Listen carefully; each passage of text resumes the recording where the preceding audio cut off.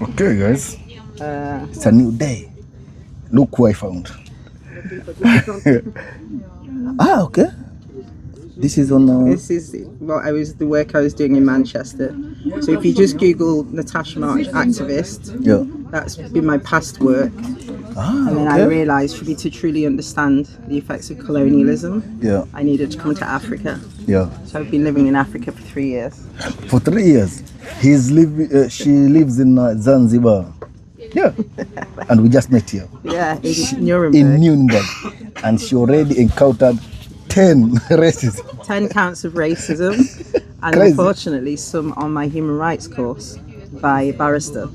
Okay. I've been here 10 years, and I think I only encountered 3, and those were in disco, you know. Yeah. And the only thing they tell you is my identity card is not original. Your what, sorry? My identity card, you know, the ID, yeah, which I was issued by the government, and the same identity card I can travel the whole of Europe. I'm the only with the same identity card I can go back to Kenya and here, but they told me, nah, this one is fake.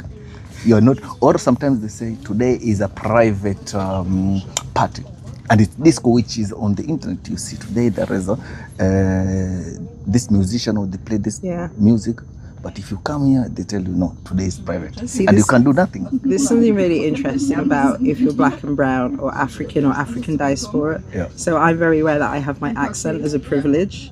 So I sound very British. I was born in the north of England. My father was a Jamaican. So what's very interesting when I've returned to Europe is that people could judge me on sight, how I look, the colour of my skin, but when I open my mouth, they change and I get a bit more respect.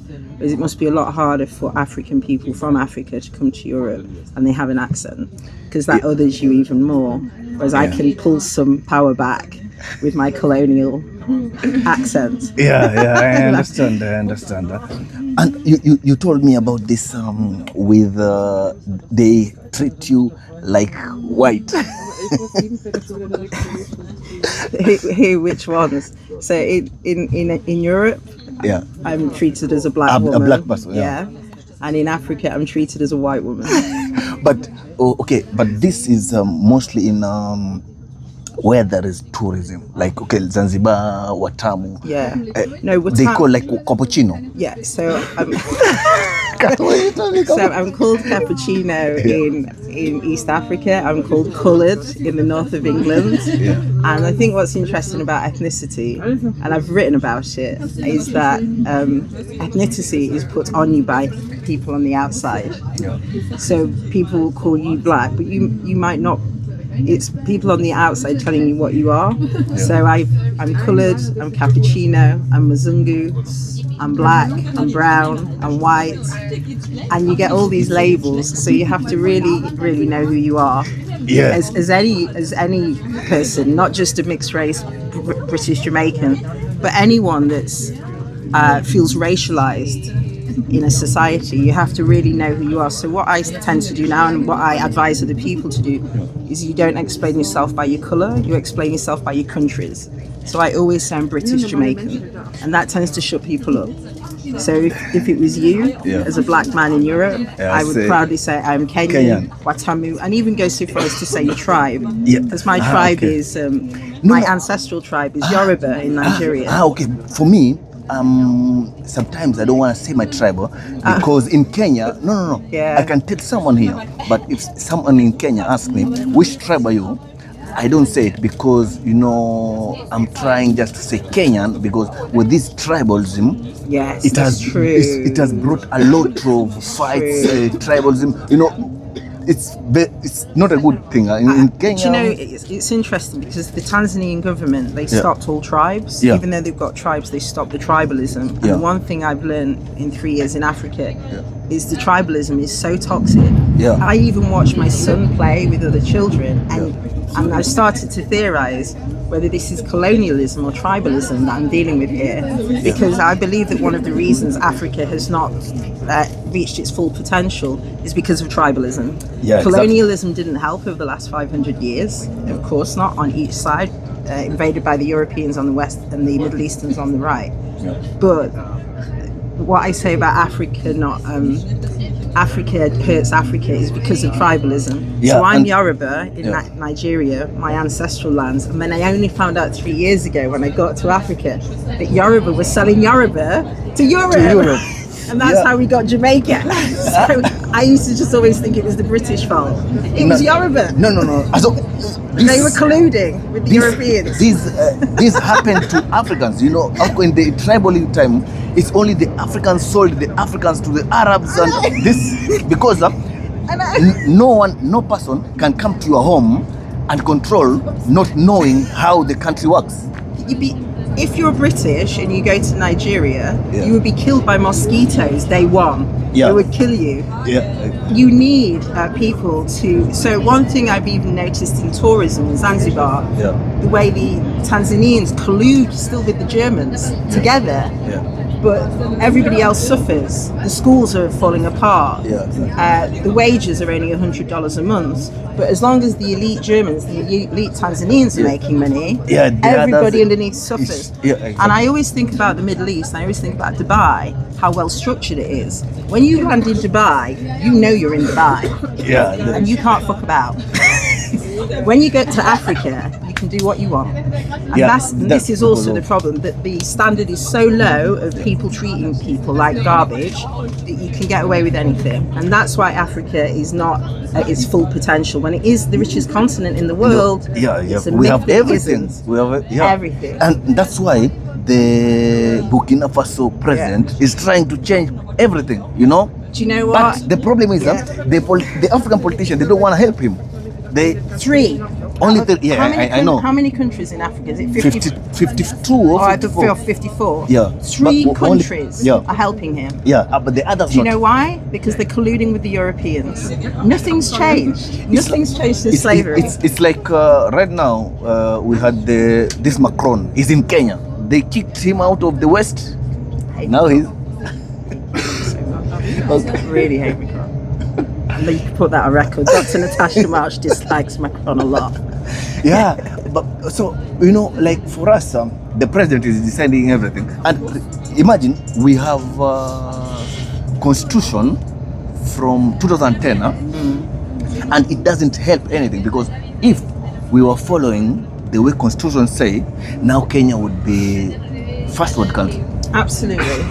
But you can see that we owe the European a lot of money, and we don't know. It's an absolute myth that Africa owes Europe money. Because, do you want to know how much the Nigerian and Jamaican slave trade made for England in today's money? 77 trillion pounds. Wow. Without the Jamaican Nigerian slavery of 400 years, you would not have Oxford, Cambridge, all the best universities in the world are in England. Even at Liverpool, you would have. You would not. The reason that they have such a strong academic universities is because the African slave trade, because they got the money from the plantations in the Caribbean. So when Africa is led to believe, it's a lie, that Africa owes Europe money, it's an absolute gaslighting lie. Europe owes Africa money. I know. Everywhere. It's like. I'll just say this. Even at Liverpool, even at Liverpool University, if you look at the buildings, there's two little black boys carved into stone and a white man putting his hands over these little African boys like this. That's how much indented into the psyche of the colonial empire in England. So I don't ever want Africans to think that they are indebted to Europe. And I'll just tell you another interesting fact. Do you know how much money is taken out of Africa every year to Europe? A lot. 260 billion a year in resources is taken to Europe. But this is because of our politicians. And There's no gatekeeping. I came and found out that Germans still pays the Israeli money for the work they did back then. They pay. But I'm asking myself, why don't the British pay Kenyans for what they did? So what you're talking about is reparations. And basically, England has only just stopped paying back British slave master descent money of insurance of losing slaves after the abolishment of slavery. So what they've done, similar to Germany, is they've paid off the Europeans for losses. but the Africans and our diaspora have been left with nothing. And it is the purest racism structures, and it's not even contestable or arguable or debatable that Europe and America and Brazil, all the slave areas, owe African and African diaspora reparations.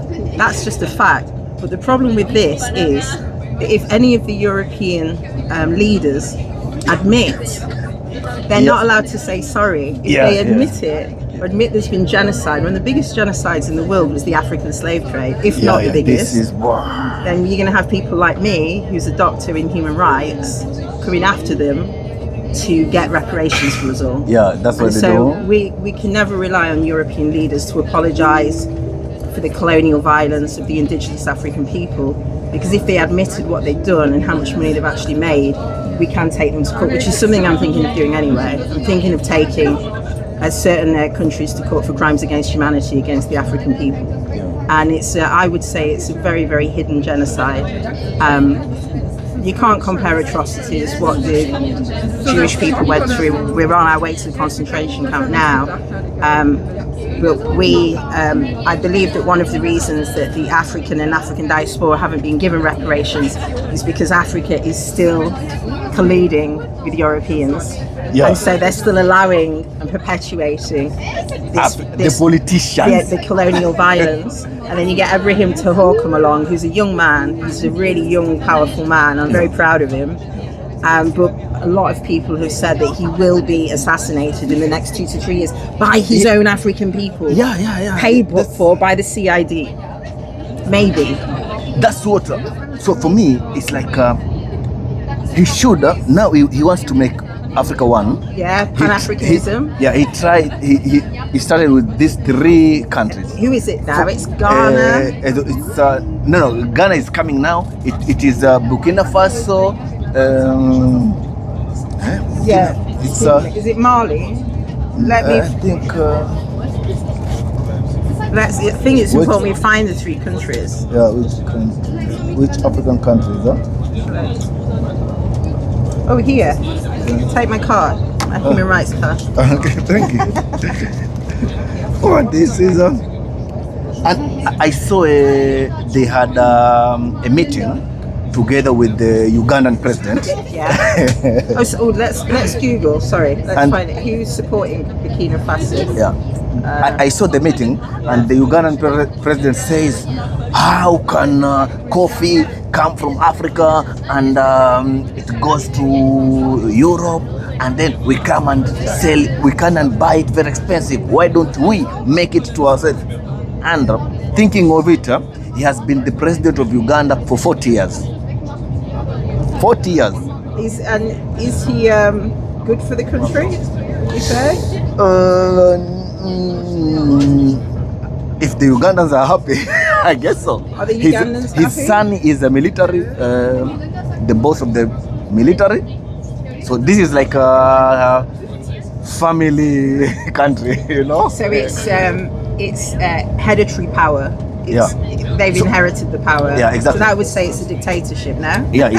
So nobody's voting in that country for this family to be in the country. Yeah. So it's a dictatorship. Yeah, it is a dictatorship. So coming to think of it, he has been a president for 40 years. If he wanted to change the country like to be a first world country, it would have happened. But until now, you know, the thing of Uganda, they have food. They are blessed with the land where they can grow food. Didn't they call Uganda the breadbasket of Africa at one point? It's like seen as like an abundance of they have food. Soil and they are rich with their land is very rich. So it's like the president knows that. So fighting for them. Once they eat, what do else? When your stomach is full, you go to nothing else. But actually, Che Guevara, if we're going to tie it into Europe, Che Guevara famously said, the Cuban revolutionist, that if you can stir the middle classes, then you have a revolution on your hands. Without the middle classes, you can't have one, because they're the ones that keep the system going and keep. So if you have a couple of cars you got a house, Yeah. your kids at a good school. Even if you feel oppressed, you've got your wife with you. Even if you feel oppressed in that society, it's very unlikely you're going to rock that boat. Yeah, because you've got some want comfort. Yeah, so the It's only Ugandans when the middle classes start to feel that things can Hunger. take place and you can have maybe change. But the working classes, sorry to speak like this, I'm from England, so we have a very diligent class system. It's horrible actually. But the working classes, it's easier for them to kick off, to fight for rights because they feel really oppressed in, say, northern Manchester. Whereas some of my relatives that are middle class and have good lives and jobs, they wouldn't fight for rights as much because their rights are taken care of in a way. Yeah. So what you're saying about Ugandans, their bellies are full, they have a decent home. Why would they rock the boat? Yeah, they wouldn't. No. The other way, in Kenya, our land is not so fertile like Uganda, but we have now, since 2010, we have constitutions which, if, sometimes we say we have a constitution, but still until now the country is shit. Yeah. Yeah. But in Africa, in Kenya, we have a system which is good, but no one can follow it if the president doesn't follow it. So, right now, since 2010 until now, we have borrowed a lot of money. I say we. That doesn't sound very African. Yeah, we have borrowed a lot of money. Who from? From Europe.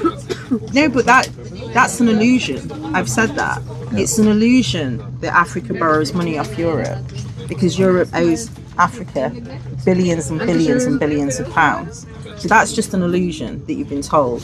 It's like the illusion that Africa is poor. It's not poor. The finances are badly distributed and mainly going up to the north. It's all illusions. And so if African people can get their head around it and then start to feel pride about actually how they can manage their continent, they could be an absolute superpower, just like the Middle East.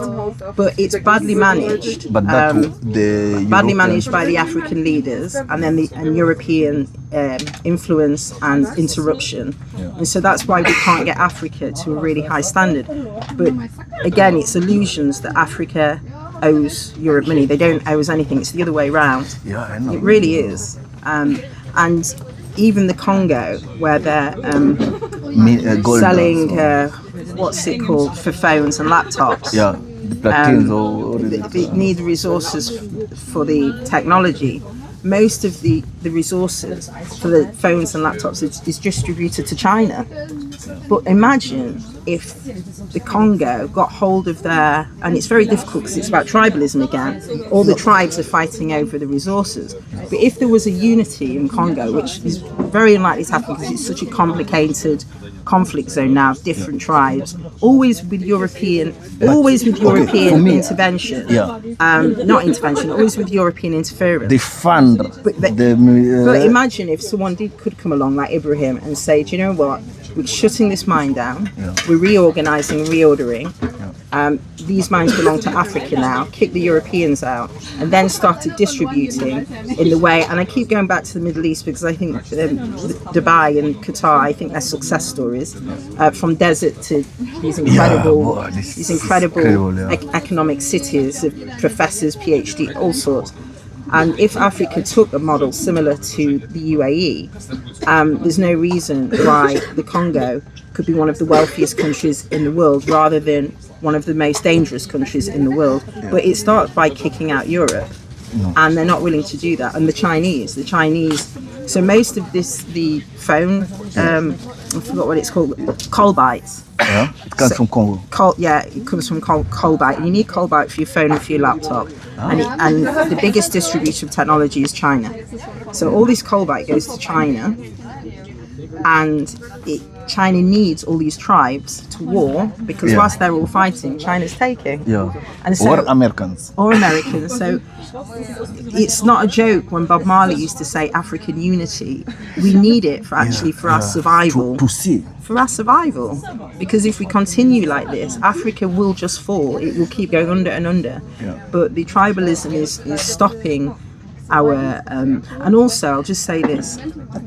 Because African people don't quite understand the African diaspora, we have another division there. So Africans and African diaspora struggle to connect with each other because they think we've come from money, but actually we've come from slavery and we're just returning home. But what we got out of the slavery was a passport. That's the payoff of 500 years of slavery. We got a passport, okay? But our languages were taken, our communities were taken. The highest incarceration rates in the world are African diaspora men, Jamaican men, Black American men. That is because of the removal of us. And so I always explain to Africans, we got the passport, but you got the land. You weren't removed. And I think what should be able to work, what I envisage working as a Pan-Africanist, I think I'll call myself that, is the connection and reconnection of the Africans and the African diaspora again. I would love to see that happen in our day, because we can learn from each other so much, and we could just try and build a more unified Africa. Again, like the UAE, they have come together and created a superpower. We can do that too. So this is what I say Ibrahim Traoré has started, and the good thing right now, they can't kill him because the social media. Now we know. Back then there were no social media. They said about who is it, the Libyan president. They talk. We believed it. That's why they killed. But right now with Ibrahim, no. Do you honestly believe that? No, they want to do it, but they won't like the way they invaded Libya. You understand? They will use their own people to do it, but they won't come like Americans the way they came to, like America when they went to Venezuela to take the president. Can you believe Trump did that? Just went into Venezuela and no matter how corrupt he is, he was, what's he called? Maduro. It's a total narco. But you can't just fly into a country and steal a president and put him in a New York cell. Now he wants to Cuba. He said I would go to Cuba. This guy has balls. Donald Trump's broken every single international law since he's been in power. And also, I will say I don't agree with you about Ibrahim Traoré, because I believe, now I've just learned actually this week that it's very, very difficult to prove a genocide, and that's why it's not normally put on the table in international courts, because it's difficult to prove. It's one of the hardest crimes to prove. But we have watched Benjamin Netanyahu annihilate a group of people, the Palestinians, okay? And that was on social media, and nothing's been done. So I doubt that Ibrahim Traoré, I don't think he's safe either. Because what does social media do? It highlights an issue, but it doesn't solve the problem. So what we've seen in Palestine, they're still being murdered. And I think that if American powers with the corruption of the African leaders want to kill him, Ibrahim, they will. But you know, they tried. The Americans sent their general. There was a black general. He started. I think they sent him. He was in Kenya. You know, first they want to kill someone in Africa. They have to put a dot on their name, and then they will come for you. They have to destroy your name first. They have to destroy your name from the citizens. So they tried with Traoré, but their citizens, they protected him. No. So we saw He's a got documentary. A huge following. The Jamaicans, we adore him. Jamaicans are celebrating in the Kingston streets about Ibrahim. Seriously. He will be safe. He's very much celebrated. Maybe to kill him, maybe in 20 years, and they will use a Burkina Faso. Not like a military coming there, doing like the way they did with the Libyan. No. But Ibrahim's become quite good friends with Vladimir Putin, hasn't he? Thank you.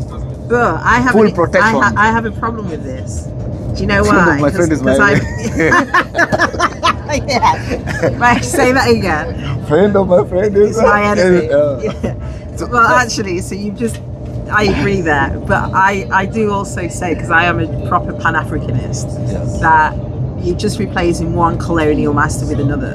But which upsets me. No. That is good because America's superpower, Russia's superpower. Africa is not. We need someone who, you know. So what he said that I work with the Russians. Russians are not here in Burkina Faso, but if we need help, we will get it. What tells you America can't touch because they are... I think as well with Ibrahim, he feels that the Russians are easier to work with than the Americans, and because Putin feels all...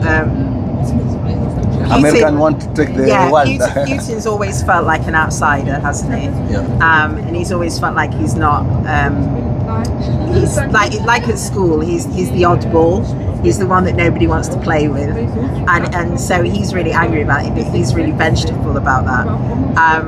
And you know, we have to remember that Russia is a dictatorship. He's been in power for like 30 odd years. Yeah. And he did kill my real dear friend, who I adore, Navalny, who was a Russian freedom fighter and would have made an excellent Russian democratic prime minister. And they took him and put him in Black Dolphin prison and poisoned him.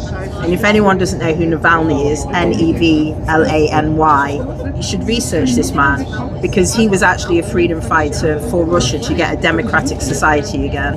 A very, very brave human rights activist and politician. And Putin murdered him. And we have to remember Putin, if Putin comes across anyone that disagree with him, they get killed. That's it. So Ibrahim has to be really careful, because Putin's been in this game for he's been in this game for 30 odd years, and before that he was in the KGB. And he had a really difficult childhood. Putin. He came to power 2002. I respect what I do respect about Putin is the fact, only this, that he's survived so long holding this power. I don't know how he's done it. He's a machine. He's a machine. That's the so I'll just say with Ibrahim, president. I just say with Ibrahim, he just needs to be careful, because he is replacing one colonial power with another. He is. I think, and a more dangerous one, maybe.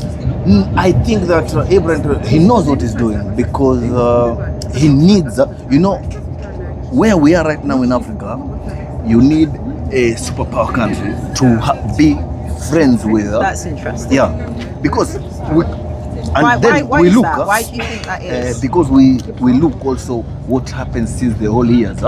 Americans, what good did they bring to Africa? If they say you don't have democracy, so they come and kill your leader, what else do they live? In Libya, they didn't live anything. They went to kill also Saddam. What happened? So you see, always when they invade a country, nothing good remains. No, nothing. Mind you, I've been told, somebody said to me, I don't know, you tell me because you're from Kenya. Yeah. So someone said to me in Zanzibar, the Kenyans had the best colonialism British. because of the British. Yeah. And I think that's just a myth. Like, you shouldn't colonize any country. Yeah. But some people have said that depending on the country that was invaded, whether it's the Italians, the French, or the British, but the British left the best infrastructures. Do you agree with that? The best education? No. I don't think so. I don't. Do you think the trauma is just as great? I think what the British did is,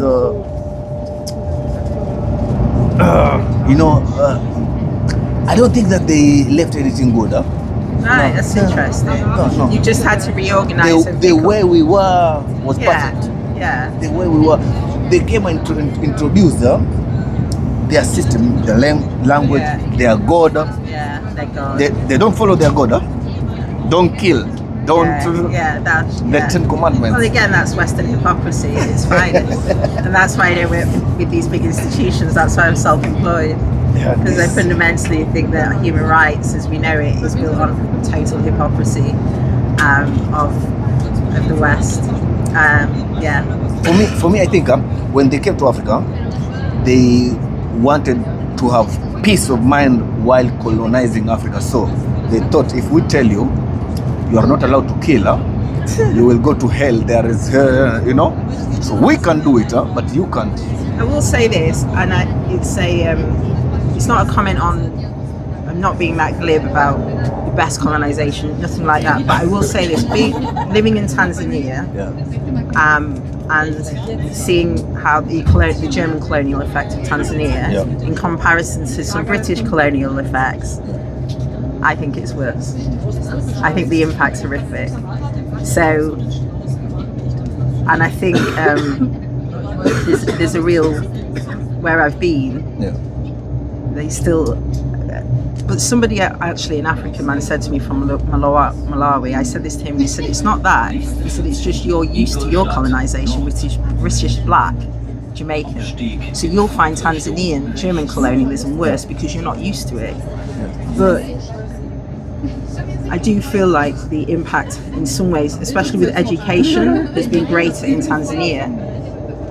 Education seems to be of a higher standard in Kenya. They changed the system. In Jamaica, the education system is second. It's really high. There's a primary school on every corner. Tanzanian education is terrible. The access to it, how it's delivered. And my son is in an African school. So is it the education system or is it the buildings? No, the education system. The way they teach. It's a higher quality in Kenya than in Tanzania. It really is. It really is. Because right now, we have another system. I have no idea how it works. For me, I was 844. 8 years primary, 4 years high school, then 4 years university. Right now, the system which is there, I don't understand nothing. Are you at the? Do they have the British system? Yeah, is it the British curriculum? Yeah, that's what they left. What curriculum? What curriculum is it? Do you remember? Is it Oxford, Cambridge? No. No. It's not like that. So I have another question for you. It's a social science question. Yeah. So when I've been to Kenya now 4 times, I try and go every 3 months. I really like Kenya. Yeah.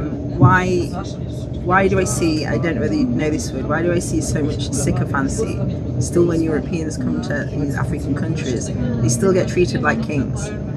And another comment that an African man once said to me, he said, why when Mzungus come to Africa, they're really, really nice to us, but why when we go to Europe, they're really horrible to us? And so what I've always struggled with, being half European, half African, is when Mzungu come to Africa, they're treated like absolute kings, even against our own people. I know. They treat them higher than even me and you.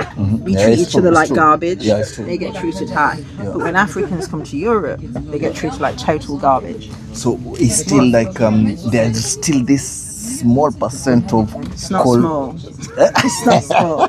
I'd say it's very big. Okay. Yeah. It's still there. It's colonial psychology of the African we're still mind. Holding them like they are everything, Yeah.